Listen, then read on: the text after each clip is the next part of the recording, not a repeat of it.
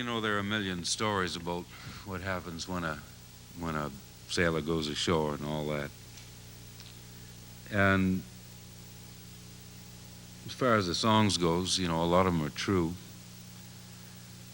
But every once in a while you like to see the sort of cocky old booger get his dues, you know, get what he deserves, and this one does it.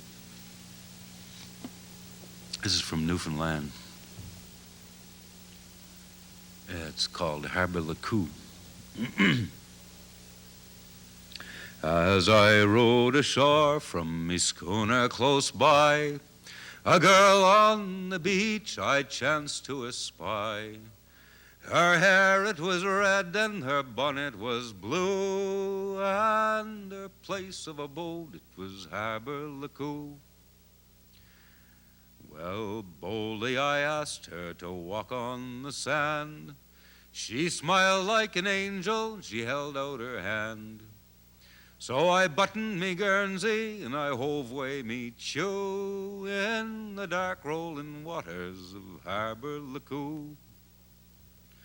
My schooner was anchored safe out on the tide as I strolled by the beach with this maid at my side. I told her I loved her and I said I'd be true, and I winked at the moon over Habiliku.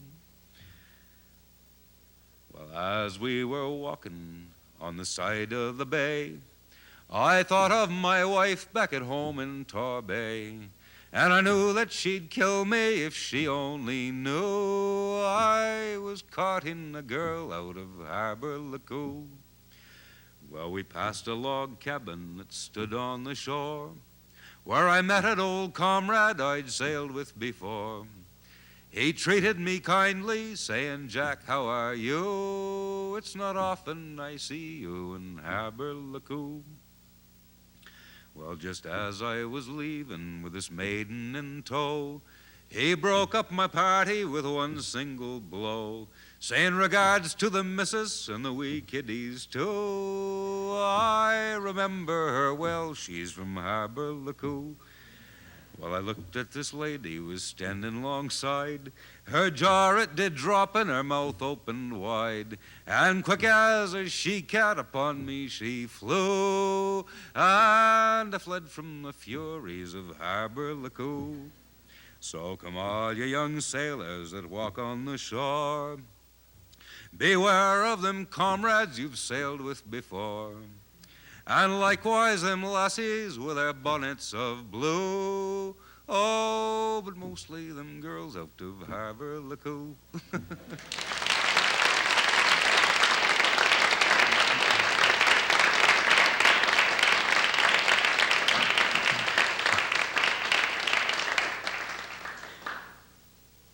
This is another song about rum running. This one comes from the West Indies, and it's long been a favorite of mine. I learned it from a fellow named Harold, and Harold came in on a yacht from the West Indies and shifted over to a big steel Dutch sloop Longboat Spring, and this was in Camden, and that's where I met him. And he wasn't from the Bahamas, but from nearby there. I don't know. Well, I run into him. I was interested in the sloop, and he heard us playing, and he was real interested in guitar playing because he fancied himself a Calypsonian. And so I taught him 3 chords at the beginning of the summer, right? He taught me about 6 songs, only about 3 of which are fit to repeat in most company. And I met him again at the end of the summer. I took over the boat that he was working on. He and his brother. And at the end of the summer, Harold was a full-blown Calypso guitarist. He was incredible. He took those 3 chords and did everything else he needed. And this is an example that you can do anything you want to, see. His brother hadn't paid much attention to anything until Harold started playing the guitar. And his brother didn't have a guitar to play, didn't know how to play a guitar. Nobody taught him 3 chords. So he started playing this boat, and he could find anything he wanted on that boat. Pick up an old end of a piece of steel rigging, rigging wire, that he'd been splicing, cut off the end, and take that, and it was brushes on this thing, and he could find a C sharp or just about anything he wanted to on that boat with his feet or with any old club of wood. So between the two of them, we had a whole steel band. We had me and my guitar and Harold and his guitar and Harold's brother just playing the boat. And anyway, this is a rum-running song I learned from Harold. It's called Bella Mena. And Bella Mena was a boat, and I couldn't tell at the time, and I'm still not dead sure, whether it's Great Inagua or Managua was the name of another boat, because they're both names down there. One's from Honduras. And the third was the Mystery.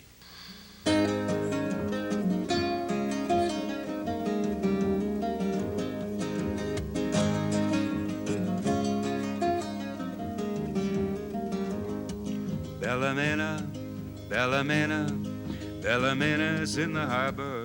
Bella Mena, Bella Mena, Bella Mena's in the harbor. Put the Bella Mena on the dock and paint the Bella Mena black, black, black. Paint the Bella Mena black, black, black. When she come back, she was white.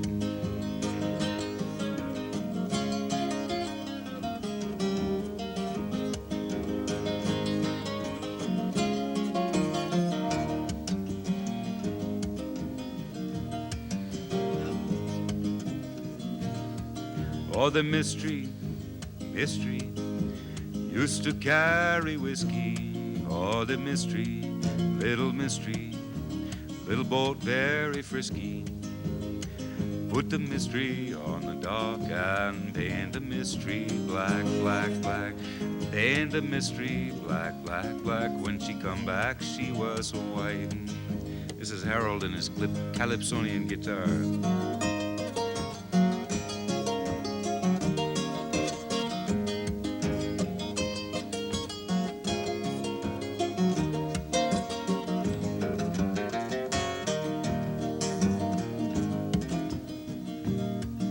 Oh, Managua, Managua, carried a very funny cargo.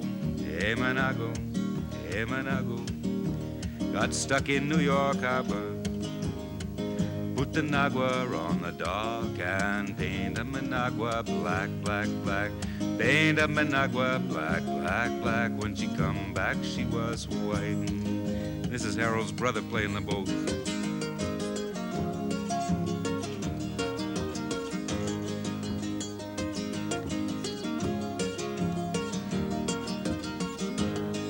Bella Mena, Bella Mena, Bella Mena's in the harbor. Bella Mena, Bella Mena, Bella Mena's in the harbor. Put the Bella Mena on the dock and paint the Bella Mena black, black, black. Paint the Bella Mena black, black, black. When she come back, she was white.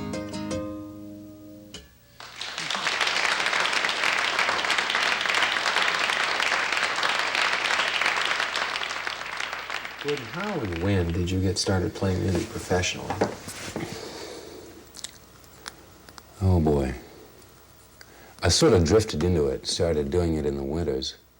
Was working on the boats in the summers and found that I was pretty much paying for a free winter. So I would go to some city and just take odd jobs and just to keep bread and butter together and work on the music or writing or whatever. I used to do quite a bit of writing, not that I ever bothered to publish it. I never felt it was that good. But I just started making more and more music, and I did some teaching of music in the cities, and people started asking me to do concerts, and I've tried to avoid it. I didn't want to become a professional musician. I just wanted to enjoy it and work on it and get better at it. So I sort of slowly slid into it. And then got married and tried it full time for a few years and decided that wasn't a good thing to do, so Just too much moving around? It wasn't a good thing to do for the music, I felt.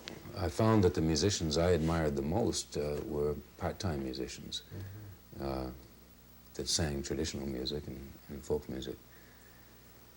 And you can end up taking yourself too seriously if you do it full-time, and I don't think that's good for the music.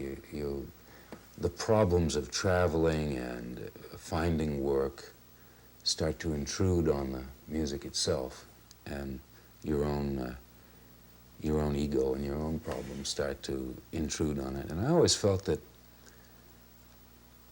a musician who sings other people's music, as I do, traditional and recently written, should be as clear as possible. Shouldn't let himself intrude very much.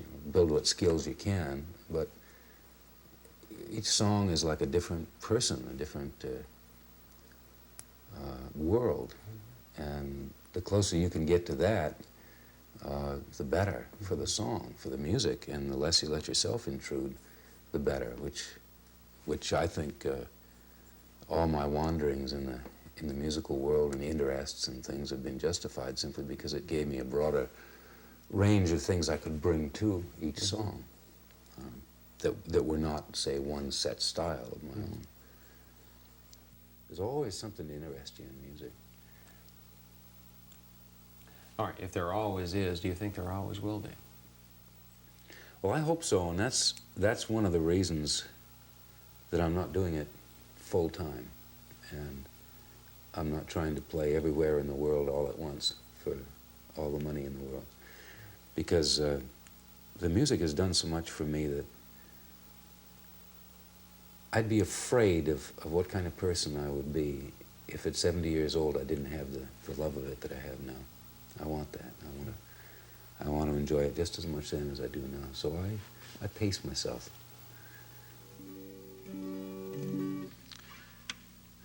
I've said at one time or another, and I'm not sure it's true, but I think it is, that a lot of the music that I make up isn't to make up music. It's sort of a byproduct of trying to sensitize myself to my environment or to what I see and hear. And this is a perfectly fine and very small example of it. It's not even perfectly fine, as a matter of fact. It's just a very small example of it. Just was wondering what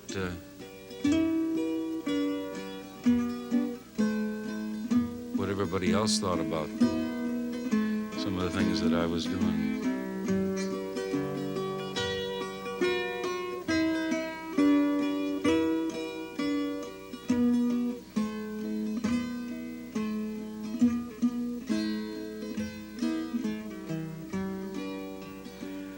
Where do you go, little herring? What do you see, tail and fin?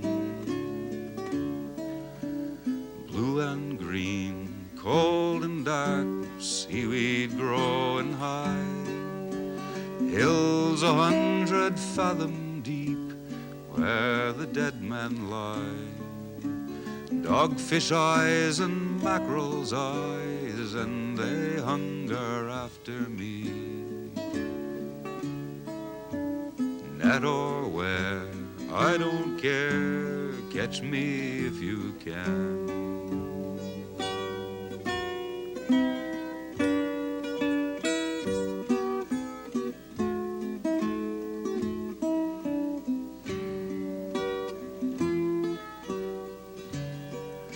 What do you see, little boat?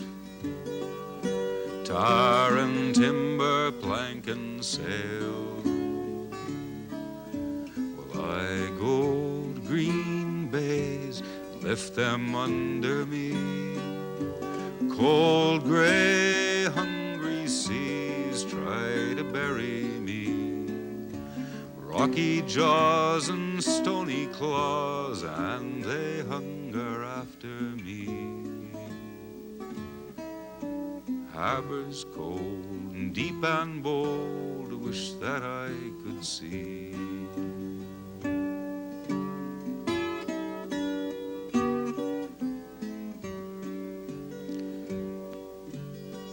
What do you see, fisherman?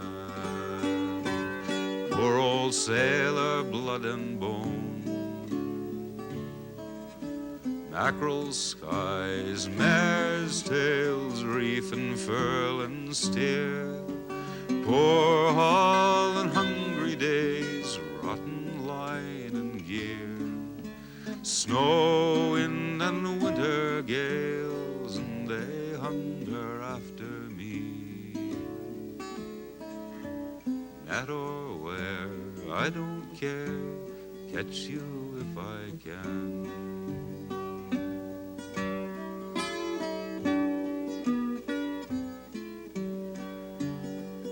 What do you see, little herring? What do you see, tail and fin? Blue and green, cold and dark, seaweed growing high. Hills 100 fathom deep, where the dead men lie. Dogfish eyes and mackerel's eyes, and they hunger after me. Net or where, I don't care, catch me if you can.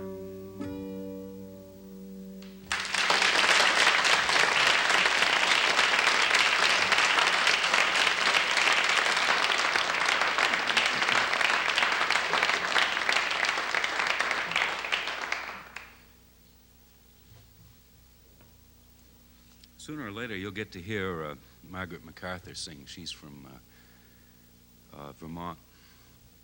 And just a fine collector and singer. Her husband once asked me about Australian songs, which I really get through practically one person, an Australian by the name of Ray Wales. And he said, for such a big country with so many hundreds of miles between people, why are the songs you hear so jolly? And I said, well, that's because most of the times they get together, they're in pubs, you know, and that's where they sing them. And then they can afford to be jolly. He said, yeah, but you'd think there was a lot more lonely songs than that. Well, I found one.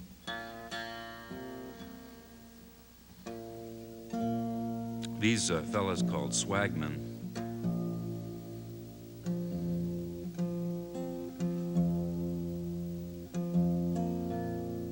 Like migrant workers, only they don't travel together, they travel alone, mostly.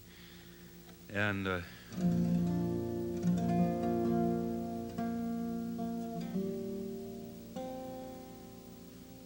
they work, in this case we're talking mostly about shearers, cattlemen. And it might be 100 miles from farm to farm, right? And they go there for certain seasons to do their work. And I don't know the name of this song. Ray Wales now he's from Perth, Australia, brought it to me and just called it the Swagman. And the fella has just finished a job, and he's taken off probably for the winter, probably just to camp wherever he's going to camp. And he's got he's humping his drum. He's got his bedroll on his back. He's got his bread makings. And the way I heard it, they were playing something that would sound like a washtub bass, only quieter. And what it is, it's a little tin food locker with a hole in the top of it, and a string comes out of the top, and you take a stick and hook it into the string, and you got yourself a little washed up bass in a way. So I assume it's called a swagman.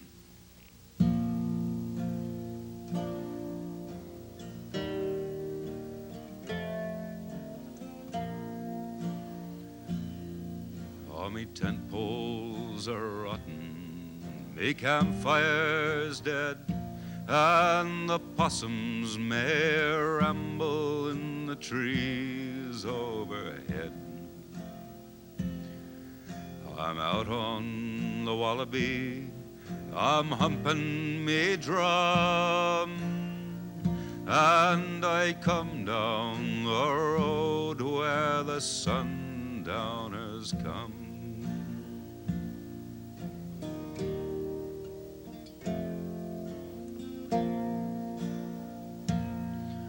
It's northwest by west, over ranges afar to the plains where the cattle and the sheep stations are. With the sky for me blanket and the earth for me bunk and a calico bag for me damper and me junk. And it's scarcely a comrade me memory reveals, though the spirit still tingles in me toe and me heels.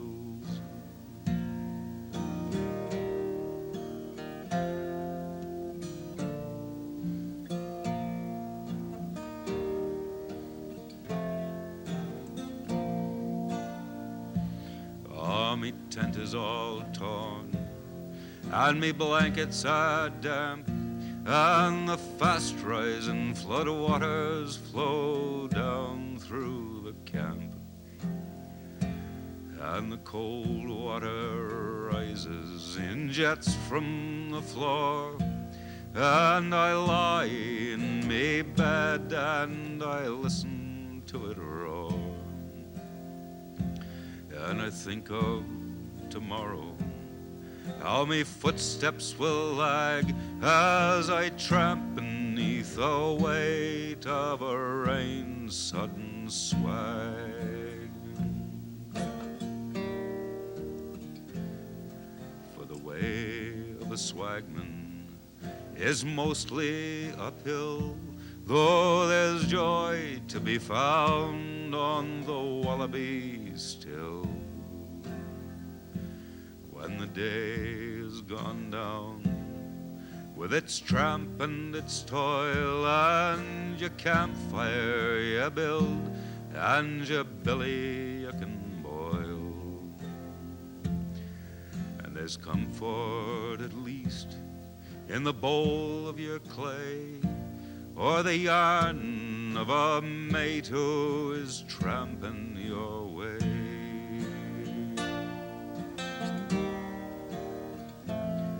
But beware of the cities where it's poisoned for years, and beware of the danger in drinking long beers.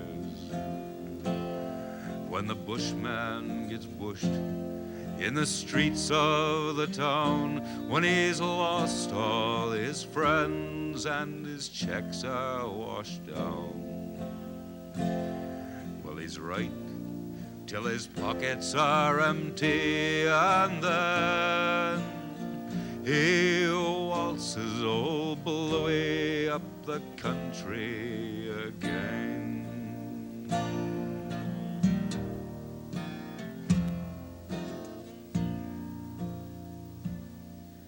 All me tent poles are rotten, me blankets are damp, and the possums may ramble in the trees of the camp. I'm out on the wallaby, I'm humping me drum, and I come down the road where the sundowners come.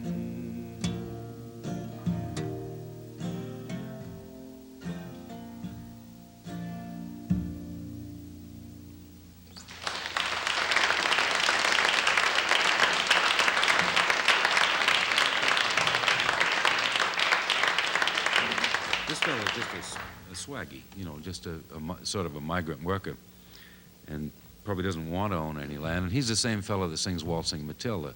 When you're waltzing your Matilda, you're leading your water bag, you know, it's easier than pushing it and all that.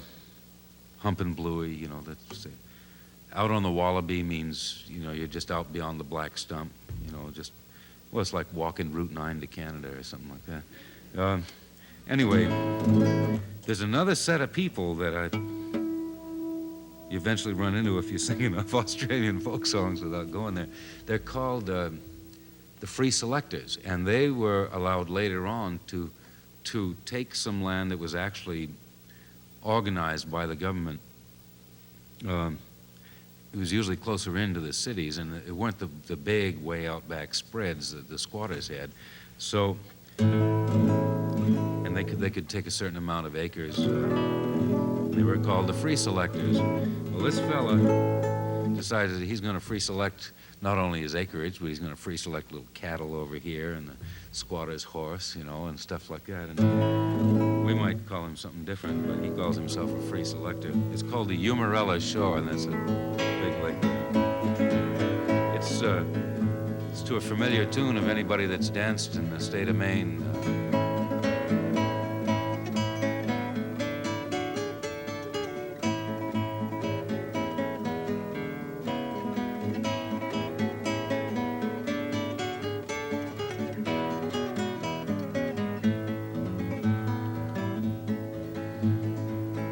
There's a low green gully on the Umarella shore where I've lounged through many's the day. All by my selection, I've got acres by the score, so I'll unyoke me bullocks by the dray. To my cattle I do say, you may feed away, for you'll never see your owner anymore. Oh, you're running, yes, you're running on the Duffer's piece of land, free selected on the Umarella shore.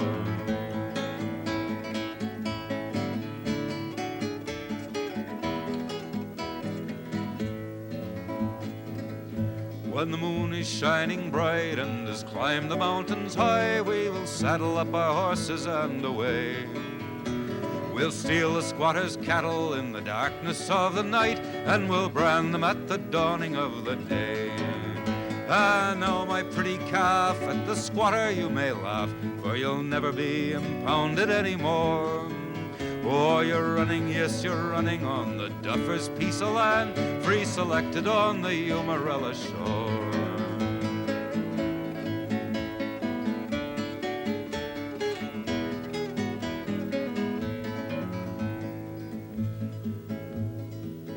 And when we get the swag, we will steal the squatter's nag. We'll sell him in some distant inland town.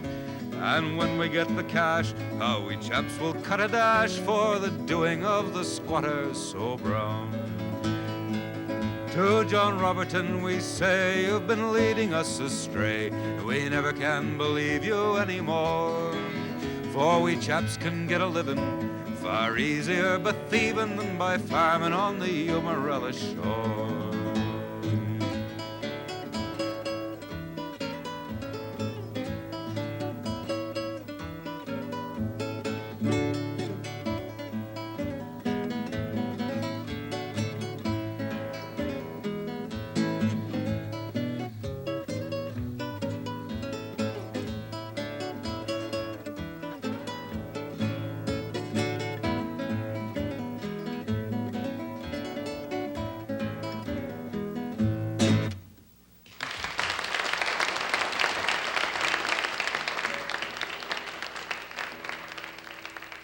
Performing and writing music is about 2/3 of the year. Performing not as much, but for instance, almost all next spring I'll be working on a film, doing music and narration for a feature film. And I've worked for MPBN, as you know. I've done narration and recording for that. And I like to do some of that. It keeps me at home, keeps me off the road in January and February. And but I do carvings and various other things to keep things going. That's as much therapy as anything else. I just love to work with wood. And boat maintenance I find quite satisfying. And I used to come home in the spring, and a couple of times I just came right home and built a boat, and I didn't need a boat. But it was something you could see. It was something, if you made a slip, you didn't, it was in front of you, and you could think about it, and you could get better. It was a relief to do something you could see. So I think it's good for the music to do other things, because I can be carving and thinking about music, but in a different way than sitting behind the guitar wondering what to do next.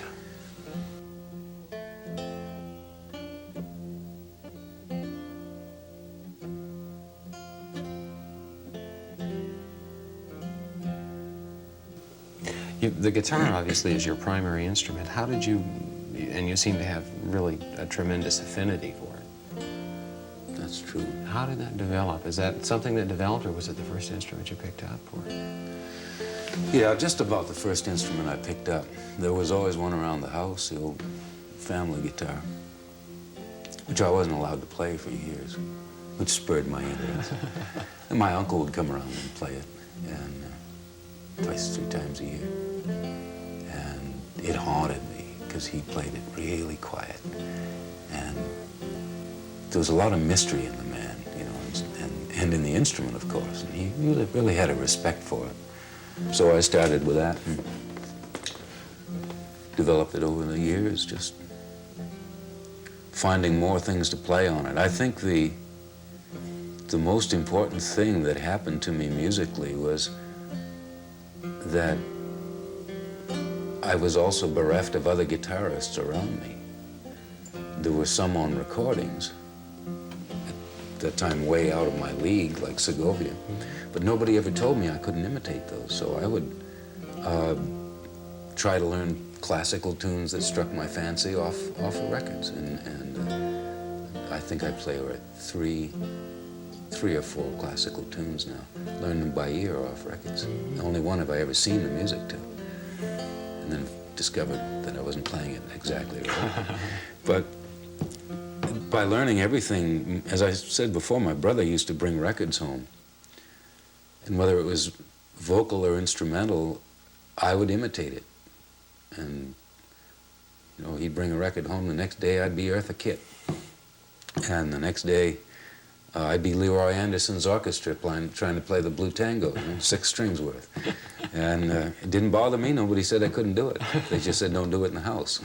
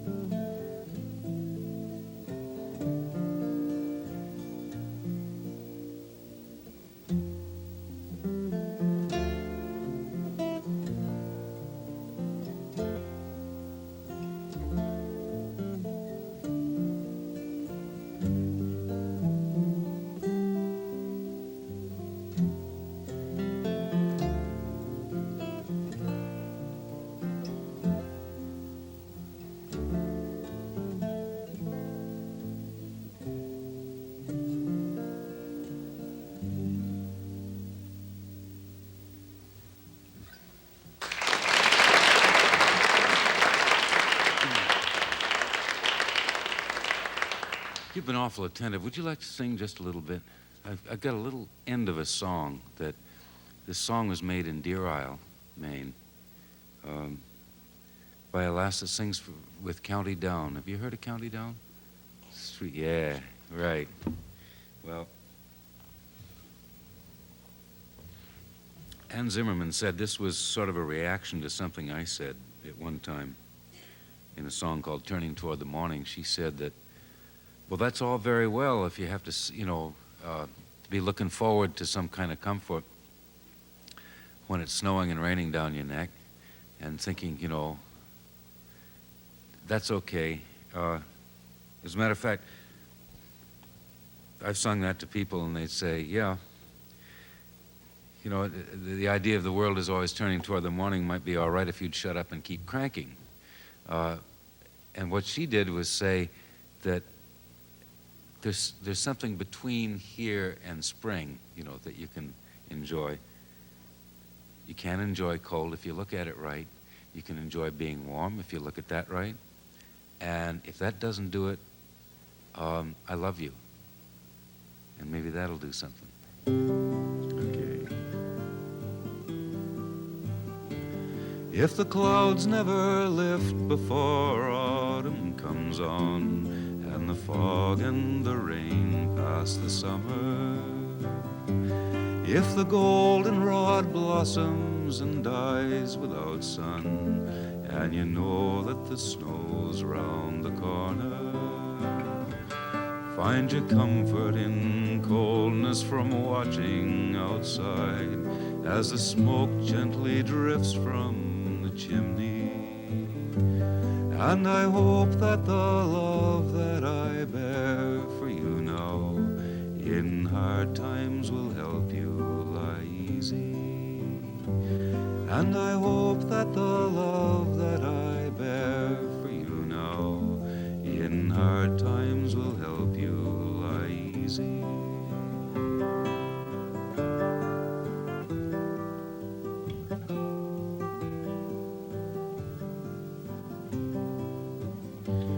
If the birds weave their patterns among the steel clouds, and they leave without sign of a lifting, if the thought of the months that will follow is hard, when you know that the seasons are shifting, find your comfort in warmth from watching inside as the snow gently drifts past the window.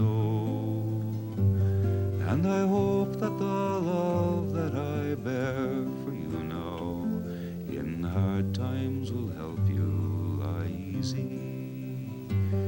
And I hope that the love that I bear for you now in hard times will help you lie easy.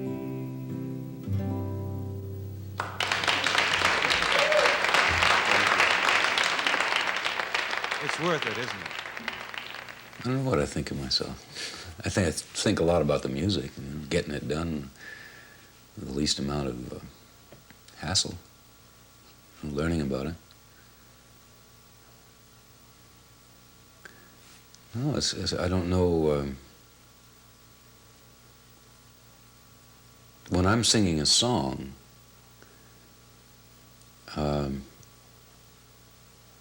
I'm thinking about the song. If I'm lucky, I am the person who made the song 100 years ago or something like that. Or I'm the person that I'm just somebody that's singing it, really. And I try to have the instrument so familiar with the song that I don't have to think about the instrument. And the same way with the voice. I like to be singing well enough so that if the voice wants to change texture and become that person a little bit more, it can do it. But when I'm really sunk in a song, I'm not thinking about what I'm doing, really. I'm thinking about the song or the odd imagery that might be in my mind. Mm-hmm. And some songs, the imagery has very little to do with the words. I'm in a place. I'm perhaps in a place I learned the song, or I'm with the person who taught it to me. Many times I'll sing a song just to be near the person who taught it to me again. You know, somebody I respect or love or admire, whatever. The fellow that built this instrument, Nick Apollonio, he and I were coming back from singing in Wolfboro, Nova Scotia, coming down along the western shore of Nova Scotia, what they call the French shore. And he was driving, and I had this instrument, was just picking along with it in the truck. This is the only one that you can hear in the van that I had. Looking over this beautiful sunset across the Bay of Fundy, and then as we get going farther on along the French shore there, across Bay St. Mary, and you could just see Cape St. Mary against the sun. And I was sort of just collecting feelings off it. And here's a tune called Bay St. Mary.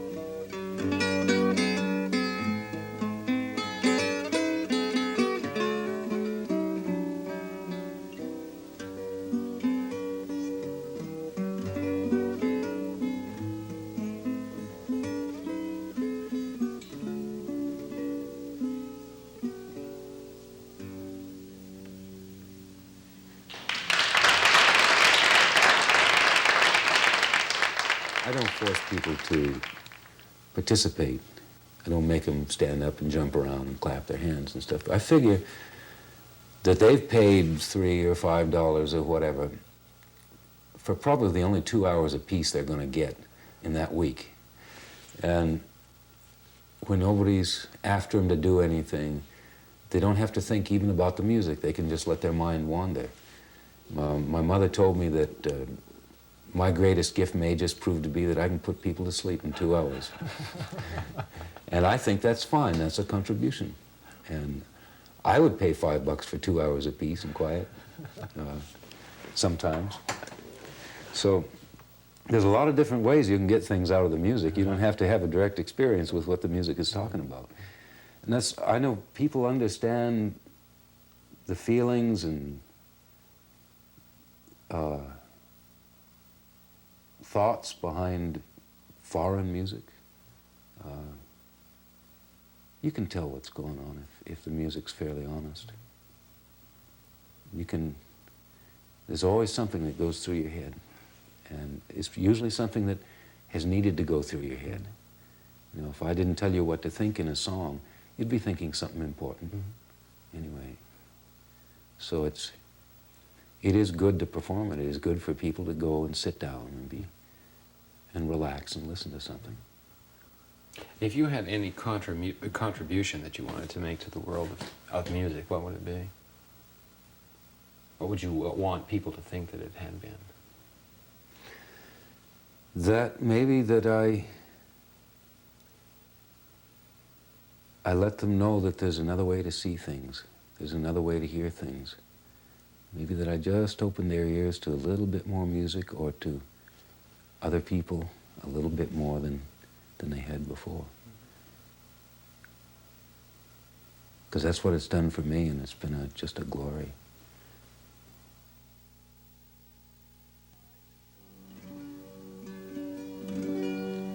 This song has been in my family longer than I have, but the tune hasn't. I got the makings of the tune, most of the tune, from Bob Stewart, who's a singer from Camden, fine singer.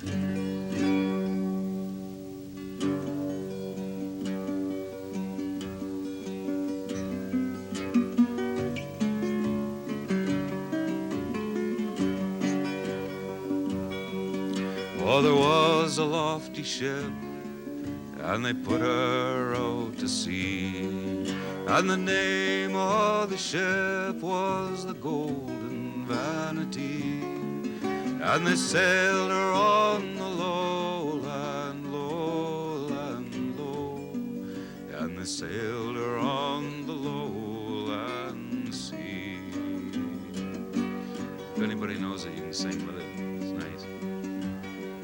And she had not been sailing but 2 weeks or 3, when she was overtaken by a Turkish revelry, as she lay along the lowland, lowland, low, as she lay along the lowland sea.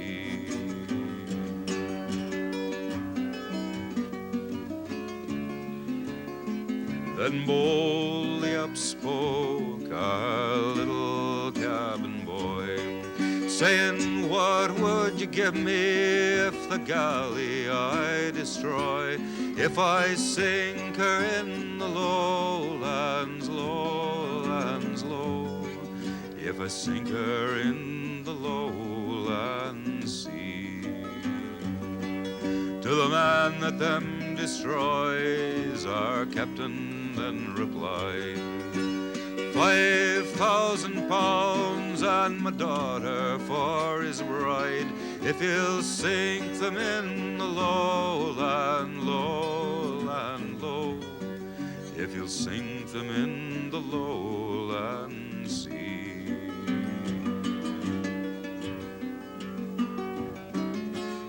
So the boy he made ready, and overboard went he, and he swam to the side of the Turkish revelry, where she lay along the lowlands, lowlands, low, as she lay along the lowland sea.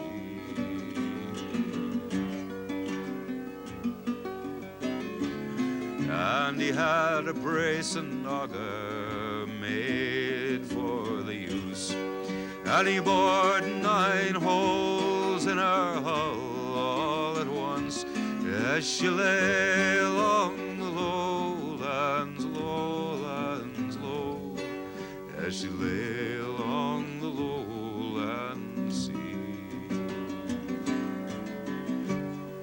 And some were playing poker, and some were playing dice, some were in their hammocks, and the sea as cold as ice, and the water rushed in, and it dazzled to their eyes.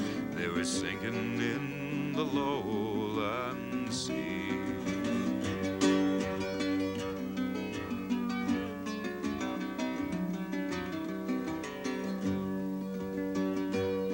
So he swam back to his ship, and he beat upon the side, saying, Captain, take me up, for I'm wearied with the tide, and I'm weary of the lowlands, lowlands, low, I'm weary of the lowland sea.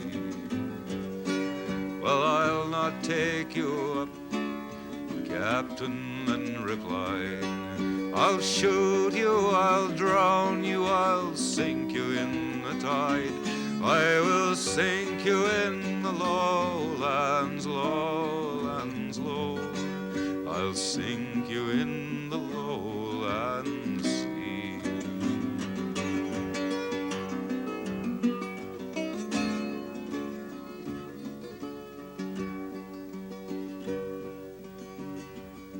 So the boy swam around till he came to the port side, saying, shipmates, take me up, for I'm wearied with the tide, and I'm weary of the lowlands, lowlands, low. I'm weary of the lowlands sea. If it was not for the love that I bear for you men, I'd do unto you as I did unto them. I would sink you in the lowlands, lowlands, low. I'd sink you in the lowlands sea.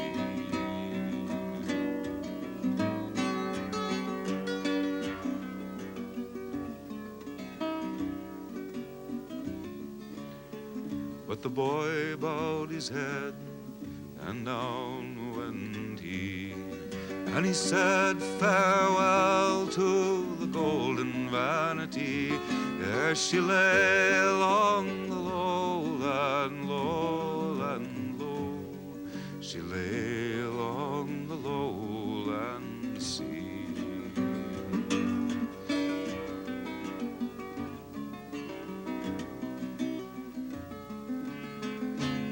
Oh, there was a lofty ship, and they put her out to sea, and the name of the ship was the Golden Vanity, and she sailed along the lowlands, lowlands, low. She sailed along the lowland sea.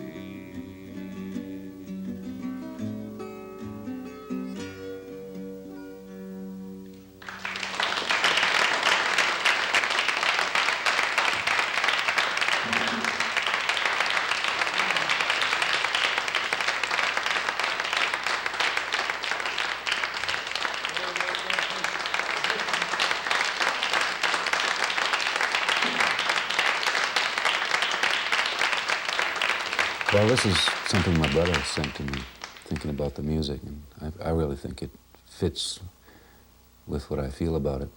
Music will not save us, Otto Agoran said. Not you, nor me, or her, the big golden-voiced woman who had no children and wanted none. Not Lehman who sang the song, not Schubert who had written it and was 100 years dead. What good is music? None, Gay thought, and that is the point. To the world and its states and armies and factories and leaders, music says you are irrelevant. And arrogant and gentle as a god, to the suffering man, it says only listen. For being saved is not the point. Music saves nothing. Merciful, uncaring, it denies and breaks down all shelters, the houses men build for themselves, that they may see the sky. Ursula K. Le Guin wrote that.